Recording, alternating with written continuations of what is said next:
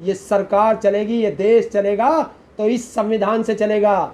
ये लोकतंत्र है, इस संविधान से चलेगा। और ये संसद है, अब ये भी इसी संविधान से चलेगी। जब चुनाव के समय तो इनके सारे सांसदों ने, कई सांसदों ने बोला कि हम संविधान बदल रहे हैं, 400 सीट दे दो, हम संविधान बदल देंगे। और नरेंद्र मोदी के कार्यों को देख करके बिल्कुल साफ जाहिर हो गया है कि इनकी नज़र संसद पर है और ये संसद को उसे संविधान को बदलना चाहते हैं। जिस तरीके से 2014 में जब नरेंद्र मोदी चुन करके आए तो इन्होंने सबसे पहले संसद के चौखट पर माथा टेका था और वो संसद बदल दी है। नरेंद्र मोदी ने कहा था कि रेल को मेरे से ज़्यादा प्यार करने वाला और मेरे से ज़्यादा जानने वाला कोई नहीं है और मैं रेल को कभी प्राइवेट नहीं करूँगा। तो रेल का प्राइवेटाइजेशन कर दिया है। उसी तरीके से अब जो चुन के आया है तो सबसे पहले इसने उसी संविधान को माथे से लगाया है, जैसे संसद में माथा टेका था। तो यही तो कहते हैं वो, और तो यही है कि मैंने संसद पे माथा टेका था, मैंने संसद बदल दी, मैंने संविधान पे माथा टेका है, मैं संविधान बदल दूंगा। तो उसी का जवाब राहुल गांधी और अखिलेश यादव जी ने उन्हें संसद में संविधान दिखा करके किया है। लेकिन वो ये भी तो कहते हैं ये लोग झूठ बहुत फैलाते हैं, हम कभी इस तरीके से बात नहीं करते। देखिए, झूठ और सच का तो फैसला जनता करती है।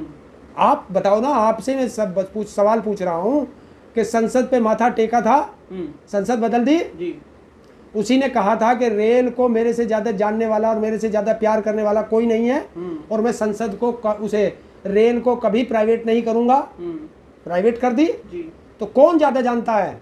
अब देश की जनता इसकी करनी और कथनी को पहचान चुकी है। इसीलिए अखिलेश यादव और राहुल गांधी जी ने इनको साफ वो संविधान दिखाया है कि नरेंद्र मोदी, अब जनता ने विपक्ष मजबूत किया है, अब तानाशाह से सरकार नहीं चलेगी, ये सरकार चलेगी, ये देश चलेगा तो इस संविधान से चलेगा। ये लोकतंत्र है, इस संविधान से चलेगा।